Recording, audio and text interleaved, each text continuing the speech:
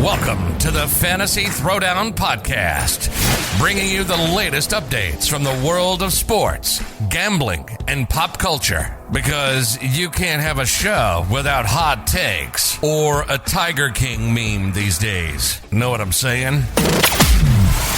Now, with over 200 episodes and ready to get after it again, here's your host, Dwayne Callender.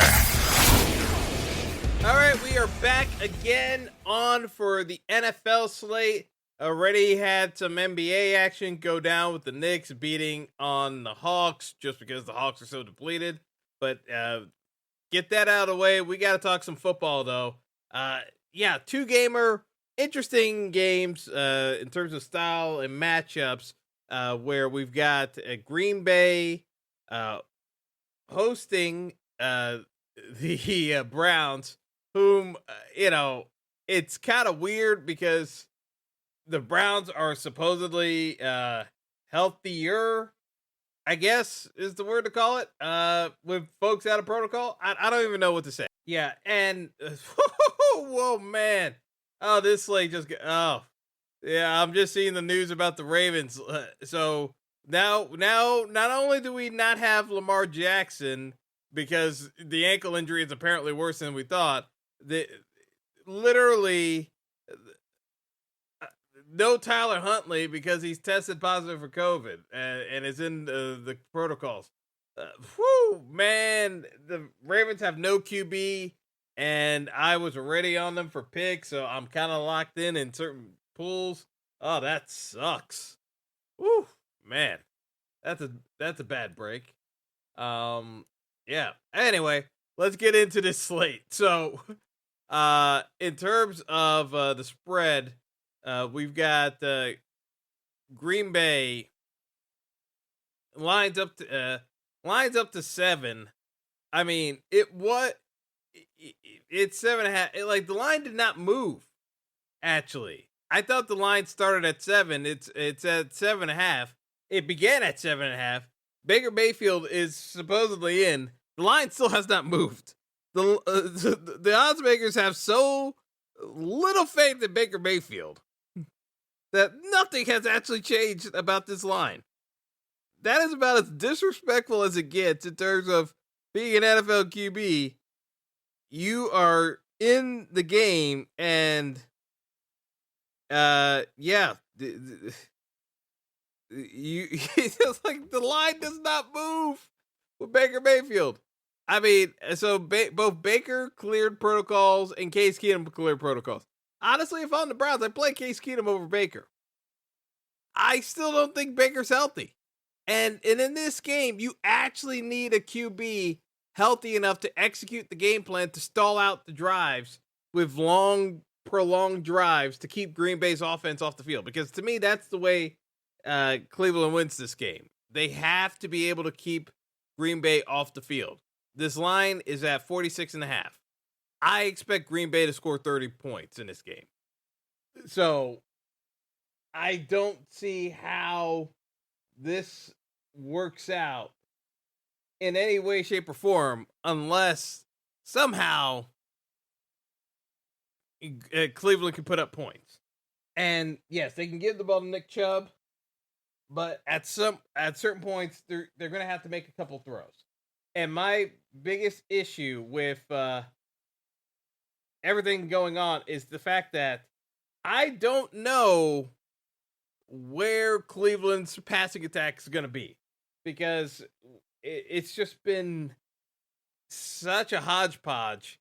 Of course, they try to blame it on Odell, but outside of like just like one or two games with Landry and maybe Donovan Peoples-Jones, like the passing attack has not been there, and they keep chucking the ball. So it's one of those things where realistically they need to run more and actually execute some well-timed play-action passes, but because they're so inefficient throwing the ball, they can't even do that. So I don't see where Cleveland keeps this game close, which is why I am so torn on even suggesting that you play Nick Chubb, even though I know how good Nick Chubb is.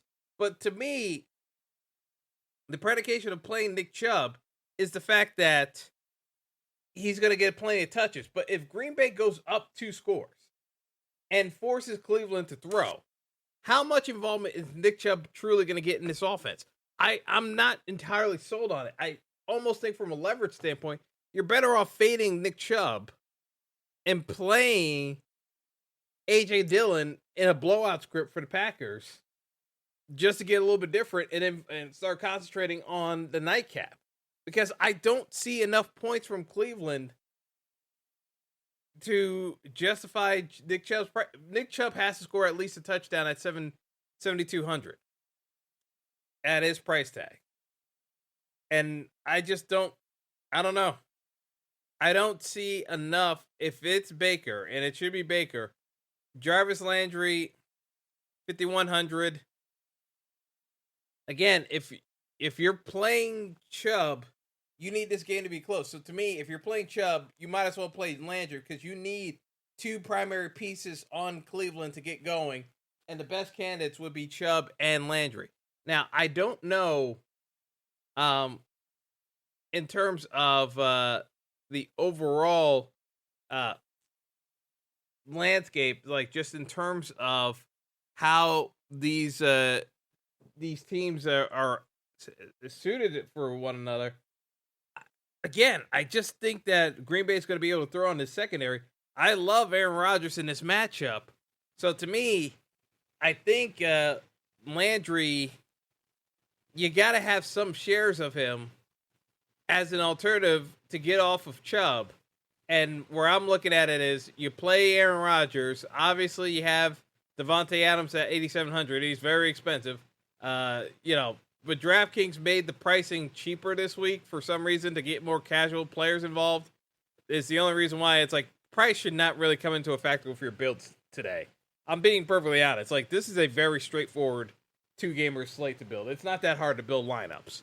So I'm not even going to talk about pricing because realistically, you can fit all these pieces because they mispriced multiple players. So, I mean, in terms of this early game, you've got Valdez-Scantling out. So, with Valdez-Scantling out, I mean, he was on the COVID list. Lazard, again, mispricing. He's only 4,100. Lazard gets red zone targets. Yes, he dropped some passes last week. Aaron Rodgers is still going back to him because he likes him. He blocks. He likes the fact that he's active. He fills that Randall Cobb role that Rodgers is very fond of with Cobb on IR. Lazard is going to get targeted. To me, like, Lazard is I can't see how you don't play Lazard today unless you're just trying to game stack on certain builds. But I just think Lazard is too easy of a play and just mispriced. So to me, you don't even need to get cute with the Browns pieces because I think the Packers still outscore them. And they're low. They're not that expensive. Again, price should not be that big of an issue in pricing, building lineups for this slate. So to me, even Donovan Peoples-Jones is a deep field GPP play only because I think Lazard outscores him. And Lazard's cheaper. That's the thing.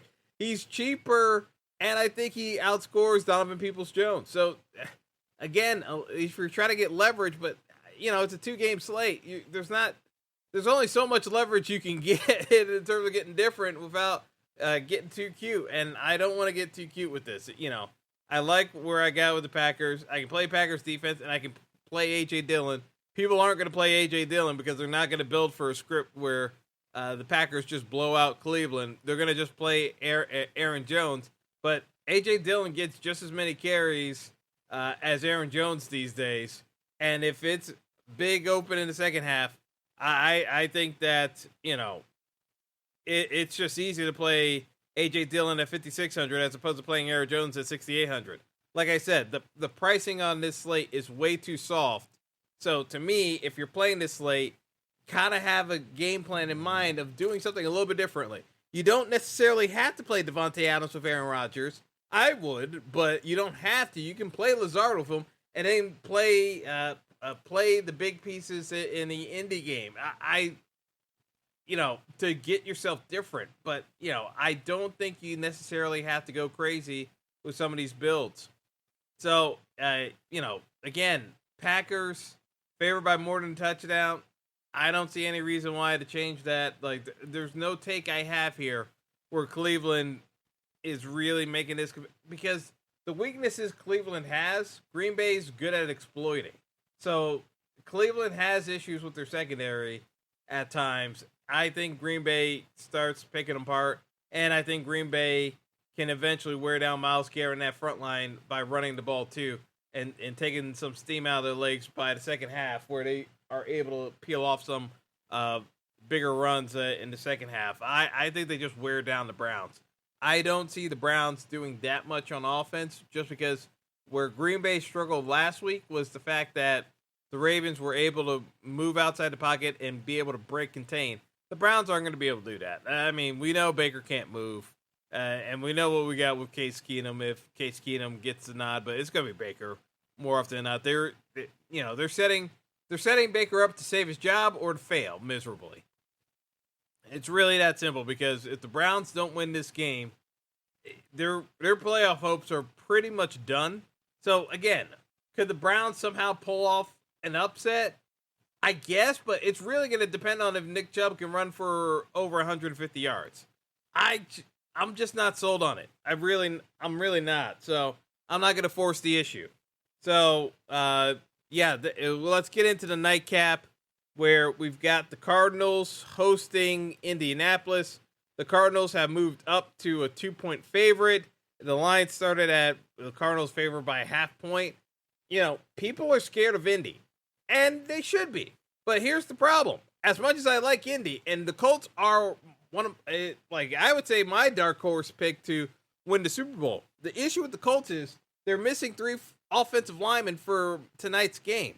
They got injury and COVID protocol. So again, we got a shorthanded Colts team that needs to run the ball against the best, statistically amongst the best run defenses in the league. It's an issue where, I look at it and I don't have a great feeling about this game, to be perfectly honest, because what the Colts want to do, they want to control clock, and they're going to want to try to play action.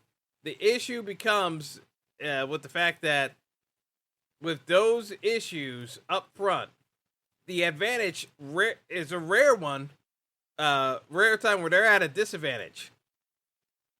I think it shifts more towards the Cardinals. And yes, we know the Cardinals struggled the last few weeks in terms of how they've been managing, but still, even if you look at the stats, DVOA, the Cardinals are top 5 defense, but top 4, and against the rush, they're in the top 10 along with they don't have a glaring weakness on that defense. And on Indy's side too, Indy's a very good defense too. I think this kind of comes down to turnovers and who can force a couple of interceptions, to be perfectly honest. That's why I kind of want to target the Green Bay game, because we know where Cleveland's weak. We know Cleveland sucks against the pass. We know Cleveland's okay against the rush, but if you wear them down, they will break. I don't see that many flaws in Indy or Arizona to be looking that hard to game stack this game from an offensive standpoint. It's not that appealing to me, to be honest. And yeah, Jonathan Taylor is mispriced. Jonathan Taylor should be more expensive, but I guess in terms of DraftKings and FanDuel, they're trying to get more casual people to play today. So he's less than he should be. Yeah, I'll leave it at that. This is a misprice on Taylor. There's really no reason to get off of Taylor. He's gonna see a ton of touches, and I can try to make a case to say why you should fade Jonathan Taylor, but realistically, it just comes down to you're trying to play an ownership play, and for most players, they're not gonna be able to leverage the proper plays to leverage out of playing Jonathan Taylor. And I don't see enough pieces in this game that really make it that enticing to get off of Jonathan Taylor either. If there were more pieces I were interested in the earlier game, I could make a case for fading Taylor. But on this slate, where you got a game where I think it's a pretty one-sided affair, and a second game where it can be pretty tight, and the key pieces on both sides are still going to see plenty of volume, I see no reason why to get away from Taylor. It's just, to me, it doesn't make any sense. Now, we don't know if on the Arizona side, if James Conner is going to be in at running back. He's going to be a game-time decision.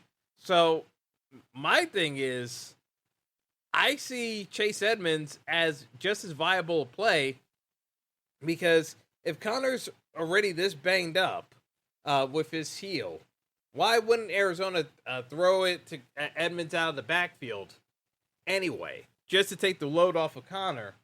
Because this is going to be a tight game regardless. Both teams are going to try to find different ways of getting folks involved. Hammering it up the middle 20 times with James Conner when he's banged up does not seem like a viable strategy for an Arizona team that's on a losing skid. I think they mix it up a bit and they get Chase Edmonds more involved than Conner early, and then we see where it goes from there if they have some success with it.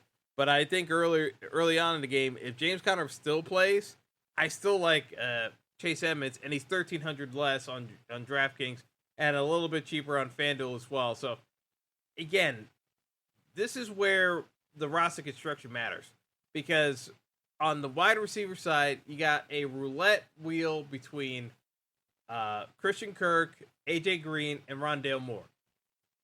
They all have cases that you can make for them why they would be the primary target tonight from Kyler Murray. So instead of trying to play the roulette wheel, I'm going to play multiple lineups and prioritize a couple of pieces. But as I said, I'm going to be playing a lot of Allen Lazard today, because I still think Allen Lazard outscores pretty much all the wide receiver pieces on the Cardinals. If I think the Browns throw their coverage at Davante Adams to try to slow him down, Lazard is going to have one-on-one opportunities down the field to make him pay. And I would like to take my chances on that than trying to guess right on the roulette wheel that is the Arizona passing game. It shored up a little bit more with DeAndre Hopkins out, but it's by no sure means a safe floor for any of these wide receivers. And, if we're going with a deep GPP play, Antoine Wesley on the Cardinals is, again, another piece that could get involved.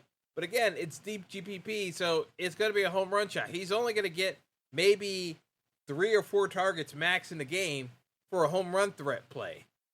I don't want to be looking at Wesley unless I get news that Rondale Moore is very questionable leading up to the game. Because if Rondale Moore is in 20 lineups, I may have only 1 or 2 lineups with Wesley. If Rondale Moore's out, then obviously I'm going to bump up my exposure, but I'm not going to know that early on, so I'm going to have to keep some rosters flexible with a pivot from Rondale Moore to Wesley. So it just means that I'm going to be playing a lot of Allen Lazard, because I think it's just an easy play and it's going to have volume.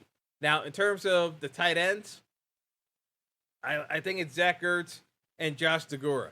I know people are going to talk themselves into Austin Hooper and David Njoku on the Brown side. Ertz plays for the Cardinals. Degora plays for the Packers. And people are going to talk themselves into Austin Hooper and David Njoku. The problem with the Browns, their passing attack is incredibly spastic. So to me, there's no rhythm or flow to that offense. You need a red zone target to make tight end work. And to me, I can't guarantee a red zone tight end target for a touchdown the way I could see it for Arizona and Green Bay. Aaron Rodgers is looking for Degora as one of those options. He's going to throw to Davante Adams without question. He's going to throw to Lazard. But Degora has gotten red zone targets. It's not out of the realm of possibility Degora gets a touchdown today. So, with that being said, Degora is 2,800. I can pay up for Njoku at 3,100 or Austin Hooper at 3,600. But realistically, are they going to get that many more targets than Deguara outside of the red zone? I don't think so. I really don't. So to me, I can pay up for Ertz or I can pay down for Deguara. Trying to go into the middle where I think some people are going to try to play with Hooper and Njoku, I got to rely on Baker Mayfield to have his act together, and I'd rather not do that to myself. Because to me, it's more like I'm poking myself in the eye for no good reason. I don't need to play these tight end plays when I have a superior option up top that I know is getting work, and I have an option at the bottom that has just a similar floor and ceiling potential for less money. And he's going to be lower owned. Because I just think that even though Hooper and Njoku are going to get split ownership, they're still going to be higher owned than Deguara because they're more well known. So I'm just not going to force myself to fall into that Cleveland tight end trap. I'll let everyone else do it. I'm going to be way, way, way under the field, if not fade them completely, because I just think that that's a recipe for disaster, in my opinion. So, as I said, I'm big on Green Bay. The second game, you can go either way, in my opinion. But, it's a little bit harder trying to make the Cleveland pieces work because for Cleveland to work, you have to believe this game's going to be close. I, for one, am not one of those people who thinks this game's going to be all that particularly close. But, we've seen stranger things happen. But I have my doubts about Cleveland today. This game could get ugly, even though you got some guys back from protocol. They needed to win that game against the Raiders. That was the game to win. This game was the stretch game of maybe if we got it in the tank, we can get it done. They tried to sell out late to get that game Monday, knowing that today might be a tough day in the office. So we'll see. But, as I said, don't overthink it in terms of roster construction today, because I think it's pretty self-explanatory, the plays to go. It's just a matter of, you got the salary to do it, so what else are you doing to do? You can do one or two pivots. Don't do three or four, because then you're just going overboard.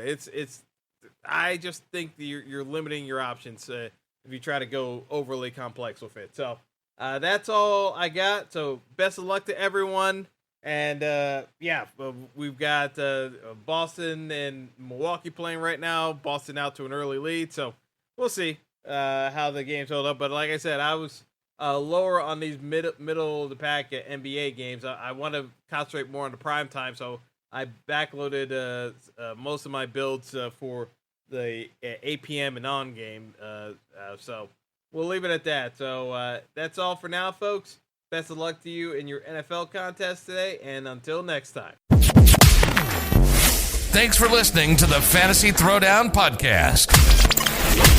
Be sure to like and subscribe to the show on Apple Podcasts, Google Podcasts, and all other major outlets.